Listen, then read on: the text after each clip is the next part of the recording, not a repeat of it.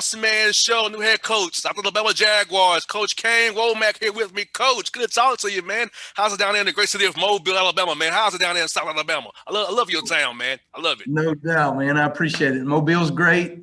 Pretty awesome town to live, and certainly an awesome opportunity to be the head coach at South Alabama. Just the facilities and the town itself, it's pretty amazing. So really enjoying it. Now, Coach, tell me this. What does it mean to be the head coach here, man? Because I know it's a great job, like a lot of resources, that great stadium down there, man. So tell us about the process and, hey, what made you and your family say, hey, this is the right move to make to come down here to Mobile and lead this program going forward? Well, I had been the defensive coordinator here for Joey Jones in 2016 and 17, and then had the opportunity to go to Indiana and be the defensive coordinator there, and we had great success. But I knew after being here and leaving this place, I always knew what the opportunity was at South Alabama. And I knew that if that opportunity ever came to be the head coach, that pretty much no matter where I was, that I would choose South and I would come here. Mobile, just the city of Mobile and the town itself is a place that Melissa and I, my wife, have fallen in love with. So much diversity, so much great culture, and also just the progress of a port city, right? And the importance of that to the state and surrounding areas. But then when you look at the state of Alabama and Mobile and South Alabama football and that relationship between our campus and the city itself, I think South Alabama football is a point of connection. And, we live in a great football state, and I think the thing that I want people to understand is that you can be an Alabama fan and you can be an Auburn fan, and we're not going to ever change those things and don't want to change those things. We want to support those teams and programs and the successes that they've had over the years. But if you live in Mobile, South Alabama is this city's football team. And if you live in Mobile, you're a part of that. And so I think to be able to connect to the resources of this city, to the players, the resources that we've put in terms of facilities here. We've got a brand new $80 million stadium. We've got a brand new indoor facility, new practice fields, new film towers. I mean, even to a brand new locker room within our football only facility, all those things wrapped up into a great opportunity to win football games, but also to impact the city on a very dynamic level. And that to me was just an overwhelming pull to come back to South. Most definitely, Kane. Tell me this, man. You played, so tell me, at what point did you decide that you want to get into coaching? Because I know that's usually a track that guys really, some do, some don't. So at what point did you say to yourself, I want to get into coaching, then I want to become a head coach?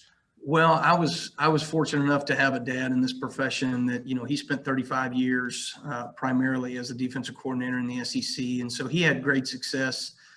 Saw the highest of the highs and saw some of the lowest of the lows as well. And I think for me, having someone that I could look up to and that I thought was not only a great football coach and a great defensive mind, but he was also a really great husband and father. And he always connected to people and kept that, at the forefront of his mind. And so, I caught on and caught the bug to coach at a very early age. When I was 6 years old, I got to dress up for Halloween as a football coach. I had my hat and my whistle, and my mom wrote coach across my shirt. And I know this seems like an odd thing for a 6-year-old to have that passion, but from that point forward, I knew the dream was to be a college football head coach. And so I started always evaluating things through the lens of how would a head coach think about this moment? I remember doing that as a kid even. And then that passion and that understanding of what it means to be a college head coach continuing to grow over the years. But that started at a very early age for me. Dang, it's funny. Same birthday year, my dad was a coach too, man.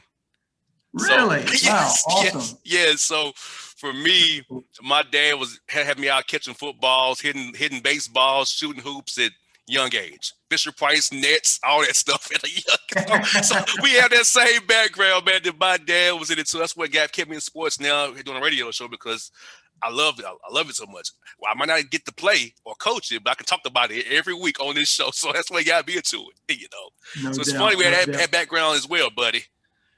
Well, I'd say between Great Dads and Fisher Price, a lot of dreams were created over those two entities. So. Yes, indeed. And so, man, as you said, South is a great place. Tell us about building a program and the kind of guys you want in your program as you build this thing out for years to come, man. I think you asked the right question. It's not just about identifying the right guys, from a physical standpoint. Some of those things we can see on film. Others, you confirm body types, you get them in for summer workouts and get a chance to see those things. But the character, and that to me is the hardest challenge right now in COVID, in terms of not being able to go out and evaluate the character of these young men.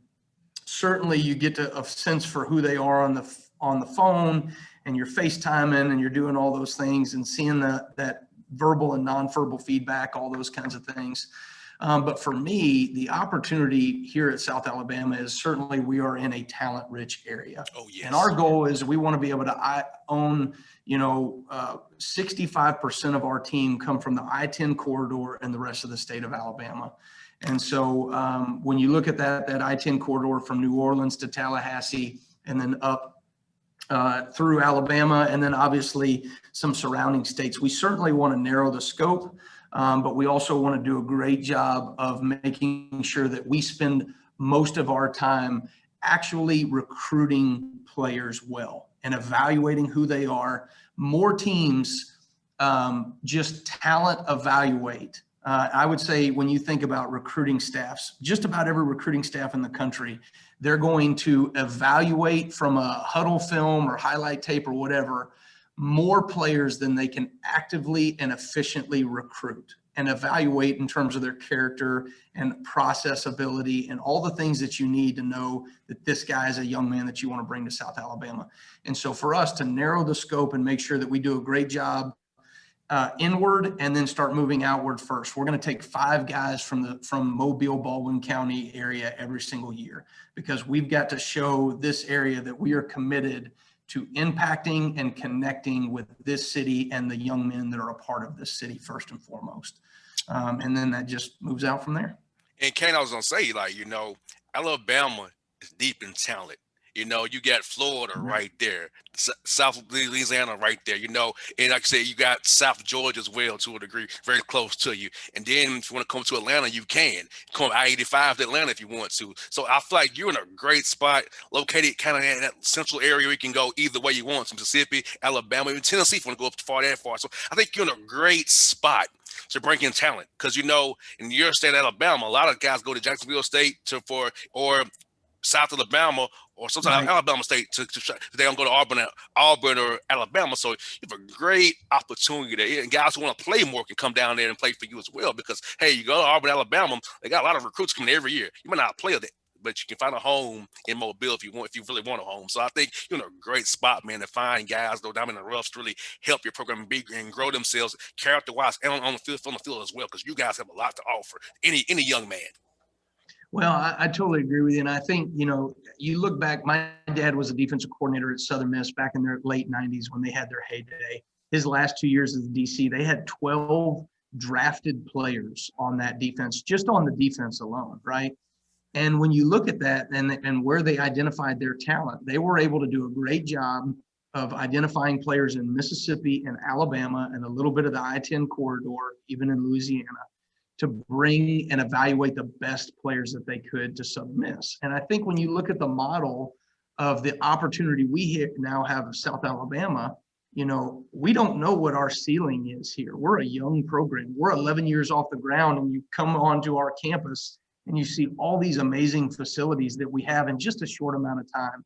But within that, right now, doing a great job of evaluating not just the skill level, but the character and the process ability and academic, fortitude, all those things that you need in terms of building a winning program. And those are the things that I think will make the difference in us as we look up 3-4 years down the road. And Kane, how's it been building bonds with the guys you already have on the roster? Because I know you're the new guy in. You wasn't the guy that recruited them, brought them to Mobile. So tell us how's it meeting the guys and getting them to buy into you and learning about you and building a relationship and trust that you need going forward with your young men you have on the roster right now. It's a great question. I think to me, one of the unique things is some of these guys that are now seniors, there's about 18 guys on the roster now that were here as freshmen that I was able to recruit to this program. And so still having connections with those guys, them being here for a year when I was here as a defensive coordinator before, is a really nice segue to now these guys have become the leaders of this team, right, as older players. And our ability to have that instant connection before I ever walked in the door to say, hey, this is our kind of guy. This is the guy that we want to help, come alongside us in our senior year. And you younger guys, you don't know him, but you're going to get to know him and you're going to love him. That was tremendous in being able to tap into that connection. And then at the same time, right, there were guys on this team that Joey Jones was the head coach and recruited, that Steve Campbell brought in. And at the end of the day, I'm really thankful for both those coaches that paved the way for the opportunity that's here now. But ultimately, these guys are my guys now, and I'm their guy. And I think that's really important that we all lean into that process and we lean into that connectability, not just as the head coach, but to the rest of our staff as well. And so it's been a really fun process in building that culture already, but very excited to get out to spring football and start to see that expedited. Most definitely. And the fact that you got hired early as you did, you can implement your system, look at some film. So when you get out there on the field, you can actually tweak some things, add some things, and give some guys something to work on. So having this year of COVID that we had last year, this year, you can actually have them down there with you to work out and grow them, their bodies, their minds, and develop them and everywhere you want to develop them. So how good is that to know that this year you can actually have time to touch your guys this year, and knowing that you're a new head coach here, actually implement things and know that it'll be ready come fall camp here in the summertime? Well, that is one of the opportunities that comes from COVID in terms of, we weren't out on the road as much like in February. We won't be out on the road in May and April after spring ball. And so we do get a chance to spend more time with guys. That is something that we have to tap into. It was made very clear to me when I took this job and going through the interview process that my role is to find a way to connect to these players on a very deep level. And within that, right, that's the name of the game now. When you start looking at the transfer market that's only going to open up more from here, we've got to do a great job of actively connecting to our players and make sure that we are that we're meeting their needs, that they're having the experience that we hope everyone has, right, as a college football player over their 4 years. Now, not everybody's going to play the same amount, right, on the field, and not everybody's always going to have great days. And we also are not going to, there's some hard conversations that have to be had in the level of accountability as you build a young man to the process of that next step where he steps out into life and isn't in a university setting anymore. But all that being said, to me, what is fun is having a vision in your head for what you want this culture to look like, what you want the connectability between your players and coaches. Seeing that now played out on a daily basis is a really awesome opportunity. That's one for you, Kane, is this, buddy. When people watch your team play this year and beyond, we want people to kind of get from watching you guys play. What's you want them to say about your team when they see them play? They play hard, they play fast, they're together. What is it you feel messages about your Jaguars going forward, my brother? I think that's a good question, man. And I think the first thing is that we want to be a team that's intentional about what we do. You know what I mean? Everything we do in our program, there needs to be intentionality. There needs to be a reason behind it and a purpose. And so within that, you look back on the success that we had at Indiana. And I thought one of the best things that Tom Allen does is that he was a tremendous vision caster, but he was also relentless at holding everyone accountable to the detail of accomplishing that vision. And so within that, right, you look at both sides of the ball, offensively, defensively, and then on special teams. I'd like to have an identity with what we do. I want everybody to sit there and go, this is what this team is about, and they're intentional about that identity, and it shows up on the field. Certainly playing hard is going to be a big piece of it, the physicality that you play with.